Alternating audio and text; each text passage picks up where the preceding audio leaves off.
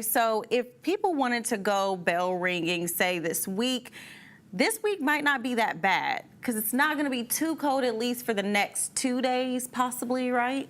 Yeah, Sade, I have been bell ringing when it was like bitter cold. Oh my and gosh. I'll say the weather, you might have to dodge a few raindrops, but usually they have a covering over them. Right. But when it's cold outside, man, that bell, you were like, you don't have to your shake. Your fingers are all stiff. Naturally shaking that bell in the cold, yeah. But you won't have to deal with that over the next couple days at least. That's because we have these warm temperatures, clouds and radar animation showing a few light showers dancing across our area. Here in Tyler, Smith County, we just had a few raindrops move through. Gilmer over by Upshur County, Longview too, and then Athens, Canton. Some of these cities I'm naming, you guys have a few raindrops.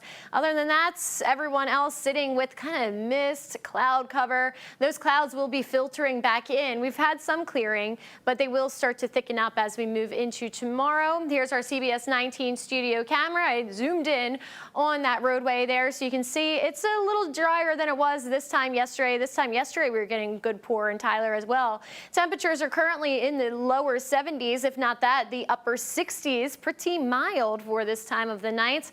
And hey, thanks to that freeze that we had over the weekend, this is just my consensus. I think that it killed off a lot of those allergens because look at this. Tree pollen, grass pollen, weed pollen, all absent, and mold spores are low. It will be interesting to see if these mold spores start to hike up with the moisture and the warmer temperatures that we have. So we'll watch that allergen meter over the next couple of days. That's brought to you by UT Health, by the way. Hey, going into the overnight hours, our temperatures will be in the mid to upper 60s. And again, it will be a little bit drizzly out there at times.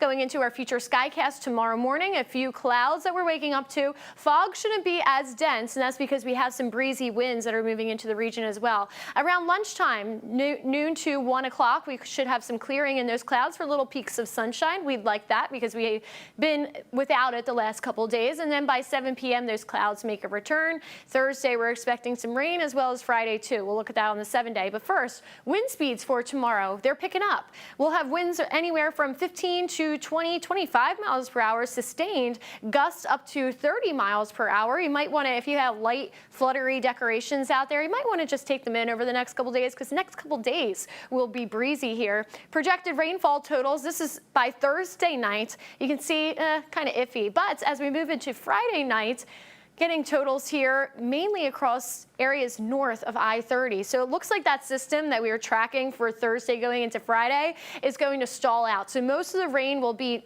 far north of our north counties. As we look at our 7-day forecast, however, we do have a system moving through as we enter into Saturday that will give us a soggy start to our Saturday and really cool our temperatures down. So 70s are holding strong for tomorrow, Thursday, and Friday. But then Saturday, check this out. The morning low, you see that there, 58. It will be warmer in the morning than it will be in the afternoon, and that's because we do have those winds changing direction, also the rain on the way.